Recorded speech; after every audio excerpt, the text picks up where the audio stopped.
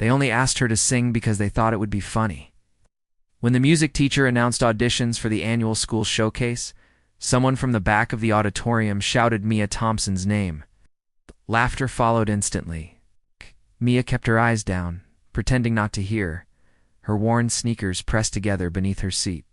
Mia wasn't invisible because she wanted to be. She was invisible because it was easier. Her clothes were always slightly too big or slightly too faded. Her backpack had been stitched at the seams more times than anyone could count. At school, poverty had a way of making you a target without anyone saying the word out loud. "Come on, Mia," one of the popular girls called sweetly. We know you've got talent." The tone made it clear they expected the opposite. Even the teacher hesitated before looking at her. "Mia," he said gently, "would you like to try?" 30 pairs of eyes turned toward her at once. Her heart pounded so loudly she thought others might hear it. Singing was the one thing she did when no one was around late at night while washing dishes, or softly beside her mother's hospital bed. But here on this stage, under bright lights and quiet judgment, it felt different, dangerous. She stood slowly, ignoring the whispers trailing behind her like shadows. Each step toward the stage felt heavier than the last. The microphone waited in the center, tall and unforgiving. Someone near the front snickered. Another mimicked a dramatic opera pose, drawing more laughter. Mia swallowed hard. "What will you sing?" the teacher asked, offering her a small, encouraging smile. Mia hesitated. The song she loved most was one her father used to hum before he passed away. It wasn't popular. It wasn't trendy. It was old, emotional, and honest, everything middle school rarely tolerated. She adjusted the microphone slightly, her fingers trembling. For a second, she almost walked away. She could already imagine the giggles if her voice cracked. She could already feel the humiliation. But then she remembered her mother's tired smile that morning, whispering, "Don't let them shrink you." The first note left her lips quietly, so quietly that a few students leaned forward, expecting disaster. But the sound didn't break. It grew, rich, clear, steady. The auditorium shifted from restless to still in less than 5 seconds. The laughter stopped, as if someone had cut the power. Mia closed her eyes as she sang, and something changed. The fear dissolved into something stronger. Her voice carried depth far beyond her years, filled with ache and hope woven together. Every word sounded lived in, not practiced. The cheap auditorium speakers couldn't dull the emotion rising from her chest. By the time she reached the chorus, the room was silent in a way it had never been before. Even the students who had mocked her were frozen, their expressions no longer amused but stunned. The joke they expected had transformed into something unforgettable. And as the final note lingered in the air, trembling but flawless, no one dared to laugh. The silence after her final note felt endless. Mia opened her eyes slowly, bracing herself for delayed laughter, for whispers, for something to break the fragile stillness, but no one moved, no one spoke. Even the students who had shouted her name as a joke sat frozen, their expressions caught somewhere between confusion and disbelief. Then, from the very back of the auditorium, someone started clapping.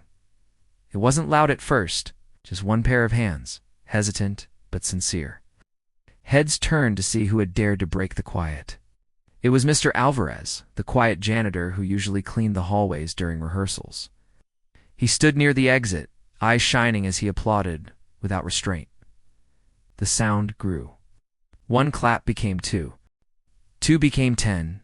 Within seconds, the entire auditorium erupted into applause, so powerful it seemed to shake the stage beneath Mia's feet. Some students even stood, not out of obligation but because something inside them demanded it. Mia's breath hitched. She wasn't used to this kind of attention. Applause had always belonged to other people, the confident ones, the wealthy ones, the popular ones. Her fingers tightened around the microphone as the noise swelled around her like a wave she didn't know how to ride. The music teacher stepped forward, clearly stunned. "Mia," he began, pausing as if searching for words big enough. That was extraordinary. His voice carried genuine awe, not polite encouragement. "Where have you been hiding that voice?" Mia shrugged slightly, heat rushing to her cheeks. "I just sang at home," she answered softly. She didn't mention that home meant a small apartment with peeling paint and medical bills stacked on the kitchen counter. She didn't mention singing beside her mother's oxygen machine at night. The popular girl who had first called her name stared at her now. No trace of mockery left. Instead, there was something unfamiliar respect, mixed with discomfort. The balance of the room had shifted, and everyone felt it. After auditions ended, whispers followed Mia down the hallway, but they were different now. Did you hear her? I didn't know she could sing like that.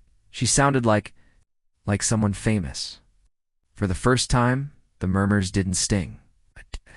But as she reached her locker, the applause faded into reality. Her phone buzzed.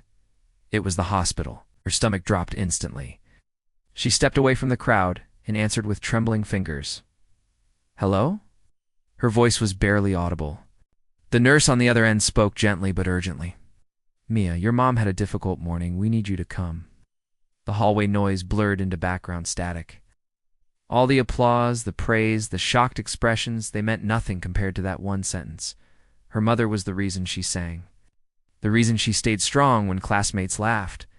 The reason she kept going. She closed her locker slowly. No one noticed the tears gathering in her eyes.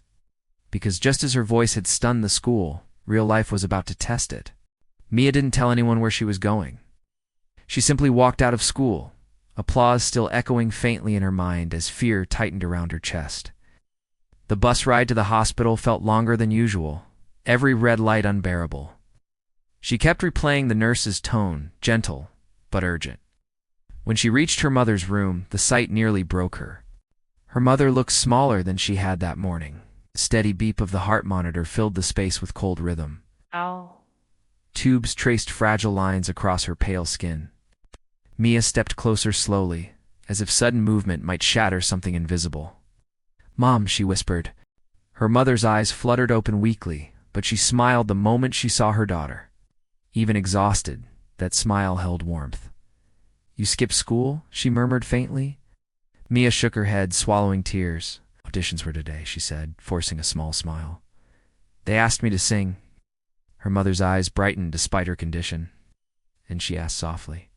They were laughing at first, Mia admitted, but they stopped. A fragile silence followed. Her mother reached for her hand, squeezing it gently. I told you, she breathed. Don't let them shrink you. Mia blinked rapidly, trying to keep herself steady. The nurse said this morning was bad. Her voice trembled now, fear breaking through the calm she tried to maintain. Her mother hesitated, glancing at the machines around her. It was just a setback. But Mia saw the truth in her eyes. It wasn't just a setback. The treatments were expensive. The insurance barely covered enough. Every day felt like borrowed time. I can get a job, Mia said suddenly, desperation rising. I can sing somewhere, I can help. Her mother's expression turned firm despite her weakness. You help by being brave, she said quietly. Promise me you won't give up your voice trying to fix everything. Mia nodded, though her heart felt torn in two directions, dream and duty. Later that evening, as visiting hours ended, Mia lingered by the door. Sing for me, her mother whispered. Mia hesitated. Hospitals weren't concert halls. The air smelled like disinfectant and fear. But she stepped closer and began singing the same song she had performed earlier that day. Softly. Just for her. This time, there was no audience, no applause. Just a daughter pouring everything she had into each note. A nurse passing by slowed outside the room, then another. By the time Mia reached the final chorus, 2 doctors stood quietly near the doorway, listening without interrupting.